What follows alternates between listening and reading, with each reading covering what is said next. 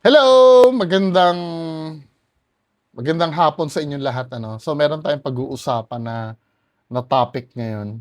Nagva-viral 'to, eh, at nai-share ko din yung video nito sa page ko sa FB. So, ito ay regarding dun sa matandang jeepney driver na pinagtulungan daw.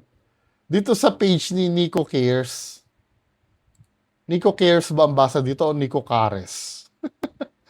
Anyway, ang sabi dito sa article, babasahin natin mga men. So, yung jeepney driver. Matandang driver pinagtulungan ng mga residente matapos makabangga ng bata. Umani ng matinding reaksyon sa social media ang isang insidente kung saan isang matandang jeepney driver ang pinagtulungan umano ng residente matapos itong makabangga ng isang bata at umano'y naatrasan pa. Buhay kaya yung bata? Ayon sa mga ulat, agad nagalit ang mga tao sa lugar nang makita ang nangyari.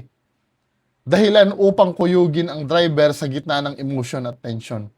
Boy kaya yung bata. Anyway, meron ako nakapila dito. Nakita ko na to sa news eh. Sinearch ko sa news. Hindi ko palang napiplay. No? Tingnan natin yung official na nangyari mamaya. Sa kumakalat na video, makikita ang umiiyak ang nagmamakaawang asawa ng driver habang pilit nitong pinipigilan ang mga residente na saktan ang kanyang asawa. Kapansin-pansin ang matinding takot at pagkabahala ng babae habang wala siyang magawa kundi sumigaw at humingi ng tulong. Dahil sa nangyari, nahati ang opinion ng mga netizen. Siyempre, may nakakaawa part na naman kasi dahil nabugbog eh. Marami ang nagpahayag ng awa sa batang nasaktan at nanawagan ng hustisya. Gayunpaman, mayroon ding naawa sa matandang driver na posibleng hindi sinasadyang mangyari ang insidente at siya pa ang napahamak. Doon sa hindi sinasadya, naniniwala naman ako doon. Naniniwala. Wala namang may gusto na sumagasa sa bata. Maliban na lang kung may tililing ka, di ba? Yung trip mo managasa. Pero sa matinong pag-iisip, wala namang may gusto nun eh. So, aksidente lang naman talaga yung nangyari. Maliban na lang kung halimbawa may negligence ka sa maintenance ng jeep mo. 'Di ba? Kasi alam naman natin lahat pag hindi maganda ang kondisyon ng jeep ay pwedeng pwede ka madisgrasya. Naiintindihan naman niya siguro 'yon. Kaya lang syempre yung intention mong makasagasa, alam ko din naman na hindi mo gusto 'yon. 'Di ba? Pero tingnan natin mga kababayan ko. Patuloy namang pinapaalahan ng publiko na pairalin ng kalmado at hayaang ang mga otoridad ang humawak sa ganitong sitwasyon upang maiwasan ang karahasan at mas malalang pangyayari. So ito yung yung binugbog si tatay na jeepney driver. So ito yung video, partially hindi ko na tatapusin, ipi-play ko lang para kahit papaano magkaroon tayo ng glimpse ko ano yung nangyari. So ito yan Sometimes ito minsan nakikita ko kasi yung ibang tao, siguro kamag-anak ito lahat ng bata, no? Maiintindihan ko kung lahat ito kamag-anak ng bata. Pero sometimes, minsan napapansin ko may mga tao na na lang eh. Alam mo yung nakikisali na lang. Yun dahil uso or para maging in. Ako, hindi ako naniniwala na kamag-anak ito lahat ng bata eh. Well, I could be wrong, no? Baka mamaya, isang pamilya silang nandun na, pagka kapamilya nung bata, maintindihan ko. Siyempre, kapamilya nila yun eh. Pero kung tambay lang yan na nakisali, alam mo yun, instead na makitulong ka makibugbog, ang gawin mo na lang sana umawat. 'Di ba? May isa pa kasing masasaktan eh. Pero kung halimbawa nga, inuulit ko, kung maintindihan ko naman yung kamag-anak nila. Siyempre, bata yung na disgrasya. Kasi marami kasing senaryo eh, na pwedeng nangyari eh. Pwede kasing halimbawa, pakalat-kalat yung bata, no? Actually, di ba responsibilidad ng magulang yun? Tingnan natin kung ano yung bata na tinutukoy ba? Baka mamaya teenager na yon or ano pa. Tingnan natin mamaya yung edad sa news. Pero kung halimbawa yung musmus pa lang yon, sometimes kapabayaan din ng magulang eh. Di ba? Minsan, ganyan din yung nangyayari eh. Hindi naman gusto ng driver yan eh. Katulad doon sinabi ko kanina, wala naman sigurong, maliban na lang kung may tililing ka, no? Wala naman siguro may trip na, ano, na managasa ng tao. Kundi aksidente nga lang. Pero kung halimbawa, may bunga ng kapabayaan yung ginawa mong aksidente. For example, nakatulog ka. Liable ka nun. Di ba? Halimbawa, nagda-drive ka, no, puyat ka. Alam mo sa sarili mo na puyat ka, na pumipikit-pikit ka na. May nangyaring ganyan, yung mga bus, di ba? Nadidisgrasya kasi puyat yung driver, konti lang ang tulog. Alam ko naman na mahirap ang buhay ngayon, ano? At makakatulog-tulog ka, tapos makakadisgrasya, kasalanan mo talaga yon. Pero naniniwala pa rin naman ako na hindi mo naman gusto yon. Kaya lang, syempre, may kapabayaan ka eh. Liable ka. Di ba? Pero tingnan natin yung ano, yung news, kung ano ba talaga yung nangyari dito. Ito ay pinalabas sa saksi. Ito yung official na pahayag ng news regarding dito sa nangyari na to. Play natin mga kababayan ko.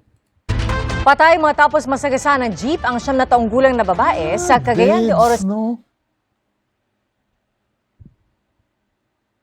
Ilang taon daw? Patay matapos masagasaan ng jeep ang 9 na taong gulang na babae sa Cagayan de Oro City. Ano naman ang business nung bata, yung 9 years old? Para magpagala-gala. Di ba dapat pag below 10, bantay sarado dapat na magulang yun? Minsan kasi, naniniwala naman ako, no, pagka ganyan talaga, may pananagutan yung nakabangga. Pero sometimes, no, hindi mo rin pwedeng i-absuelto yung magulang eh. Kung alam mo yung anak mo maglalaro-laro sa labas ng alam mong may mga dumadaang sasakyan, di ba? Hindi lang sasakyan eh. Maraming uri ng aksidente na nasa labas eh.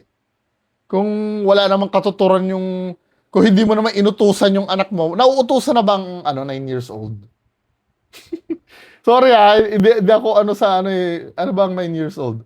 Nauutusan na bang bumili? Alam ko nung araw, 'di ba? Nauutusan na yung mga ganyan. Pero syempre, bilang magulang, alam mo dapat yung panganib na meron sa labas. Kung ang tapat ng bahay nyo ay daanan ng mga sasakyan, ng mga jeep, maging cautious ka. Anong gagawin ba ng anak mo sa labas? Maglalaro? Dapat hindi ka papayag nun. 'Di ba? Lalo na't alam mo kung gaano kadelikado yung lugar nyo, hindi lang sasakyan, malay mo may pagala-gala na aso dyan, makagat yan, marerabies pa yung anak mo. Or ang worst pa, makidnap pa yan. 'Di ba? May mga nandudukot ng yan, mga ganyan ng kadalasan dinudukot na edad eh, mga 9 years old. 'Di ba? Partially din yung magulang eh. Bagamat alam ko din katulad ng jeepney driver, kung may pagkukulang man, hindi nyo rin naman gusto na mangyari sa anak nyo yan. Kaya lang syempre, ang pinaka dito yung responsibility eh. 'Di ba? Tandaan nyo ha, bagamat tayo dito sa community natin, kailangan tayong magtulong-tulong.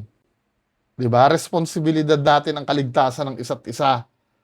Pero isipin nyo, hindi yaya ng anak nyo ang buong Pilipinas. Hindi trabaho ng buong Pilipinas na bantayan ang anak nyo. Kasi yung mga tao, katulad niyang jeepney driver na yan, Naghahanap buhay din yan. Yan lang iisipin yan. Minsan nga pag nagdadrive yung mga yan, believe ako multitasking yan, di ba? Habang nagdadrive yan, ang dami-dami nagbabayad buo pa, tapos nagko-compute pa sa utak niyan. Alam niyo ba na mahina ako sa math? Pero yung mga jeepney driver na yan, bilib ako dyan pagka nagko-compute sila ng sukli. Tapos nagdadrive pa, no? Tapos tinitingnan pa kung red light pa or may papara, di ba? Kaya hindi mo may expect na ano yan na 100% yung attention ng driver ay sa mga tatawid na bata. Or maliban na lang kung katulad doon sinabi ko, no, may negligence yung driver. 'Di ba? For example, puyat nga. Nakatulog. 'Di ba? Maraming dahilan din eh. Pero ang pinaka-importante kasi yung guidance ng magulang talaga. Alam ko, hindi naman tayo perpekto lahat, pero sana dito sa nangyari na yon, matuto lahat tayo at magkaroon tayo ng pag-iingat sa anak natin, lalo na't bata pa, di ba? Ang nakadisgrasyang driver, kinuyog. Saksi, si Sarah Chavez ng GMA Regional TV. Ayan o. Pinagtatadyakan Feeling ko yung iba nakiuso na lang dyan eh. at hinilap palabas ng jeep ang driver na ito sa Cagayan de Oro City. Gulpe ang inabot niya sa kamay ng mga lalaking ito malapit sa Kugon Public Mga kamag-anak ba yon? Or ano lang? Market. Kung kayo ay tambay din lang dyan, siguro ang gawin nyo na lang, make sure nyo na lang na hindi tatakas yan. 'Di ba? Baka kasi mamaya mga kuya, kayo mabaliktad dyan eh. 'Di ba? Kung kamag-anak kayo, siguro naiintindihan ko yung damdamin nyo, no? Pero kung tambay lang kayo. Kita sa video ang 9 na taong gulang na batang nakahandusay at duguan malapit sa gulong ng jeep. Nasawi ang bata dahil sa mga tinamo niyang sugat. Natigil lang ang pagkuyog sa driver nang may dumating na pulis. At kahit pa nasa kustodiya ng mga pulis Bakit nakataob na yung jeep? ang driver, ang jeep naman ang napag-initan ng mga bystander. Bystander lang kasi nga uso. Yan ang problema sa Pilipinas eh. Parang sa bagay kung nga naman yung bata is sweet doon sa lugar nila, 'di ba? Mahal na mahal nila yung bata doon, pwede naman. Pero hindi ko nakikita yung point na magganito eh. Pinagwawasak ang jeep hanggang sa tumagilid ito. Sa investigasyon ng Traffic Enforcement Unit ng Cagayan de Oro City Police, nawalan umano ng preno ang jeep na minamaneho ng 47 anyos na sospek. Ayon sa mga pulis, bago pa mangyari ang insidente, alam na ng driver na sira ang kanyang preno. Yun lang. Negligence din talaga ng driver din. Diba? Kailangan niya talagang pagbayaran yun. Bagamat inuulit ko, hindi niya naman gusto yan, na makapatay siya. Pero alam mo naman pala ang problema ng jeep mo eh. At alam mo na pwede ka maaksidente kapag sira yung preno ng jeep mo. Diba? Problema mo nga naman yan. O kita mo, anong nangyari? Sa jeepney driver naman tayo Jeepney driver naman ang awayin natin. Tignan mo yung nangyari. Alam mo, may problema sa brake mo. Kung ikaw muna hindi muna namasada, 'di ba? Isang araw lang siguro ang mawawalang kita sa'yo. At least, hindi ka pa nakapatay niyan or maayos mo man lang sana, no? Problema. Sabagay, hindi mo masisi. Kailangan mabuhay, no? Hindi mo naman alam na madidisgrasya ka. Pero hindi eh. Kapag alam mong hindi maganda ang preno mo, dapat ang mindset mo doon, makakadisgrasya ka talaga eh. Well, ganun talaga. Pagbayaran niya. Pero tumuloy pa rin siya sa pamamasada. Sa pipila pa ka oras before na hitabo ang maong Ilang oras bago pa nangyari ang pagbangga sa nasabing pedestrian, makita natin sa harap ng Cogon Police Station, doon inaayos ng driver ang kanyang jeep. Pagbangga niya sa pedestrian, kung makita nito dito at bang sa may Cogon Police Station, dito siya nag-ayos sa iyahang jeep according sa driver kay iyahang gi-check According sa driver, kanya umanong tinitingnan ng brake kasi napansin niya na hindi ito nagpa-function. Alam mo na pala eh. ang maong brake kay namatid-an niya nga wala kunoy dili o Yun hindi lang. function yung brake. Nasa impounding area na ang jeep. Tumangging magbigay ng pahayag ang driver na mahaharap sa reklamong reckless imprudence resulting in homicide. Ako na lang gaagdanan ni ang amahan sa Hinihintay ko na lang ang ama ng bata kasi matapos ang pangyayari, biniyahe nila agad sa Lanao del Sur para mailibing ang bata. Muslim siguro, no? Ganyan ang mga Muslim, hindi na nagbuburol eh. bata. Kay gikan sa Pagitabo, gibiyahe man nila dito padulong pa Lanao Sur kay para malubong ang bata. Then gitawagan ako ganina, going na po ang amahan diri kay para magpasakaw sumbong. Ako, si Cyril Chavez ng GMA Yun lang, no? Manong, kailangan mo talagang pagbayaran yan. Alam mo naman pala may problema sa jeep mo eh. Tinuloy mo pa. Yari talaga tayo dyan, min. Diba? Bagamat ako, alam ko naman na ayaw mong mangyari na makabangga ka. Pero nandun na yung ano eh, nandun na yung warning sa'yo eh. May chance ka na wag tumuloy. Dahil gusto rin, syempre, gusto rin mamasahe, mahirap ang buhay, Wala silang kakainin kundi mga masada. So, ito yung lesson na mas i-prioritize mo yung safety talaga. Prevention is better than cure. Kung alam mong sasablay, wag mo na ilaban. Diba? Ngayon, hindi lang isang araw ang nawala sa'yo. Kulong ka pa. Yung jeep mo, wasak pa. Diba? Anyway, yan lang po muna pag-uusapan natin ngayong araw. Magandang hapon sa inyo lahat. Bye-bye.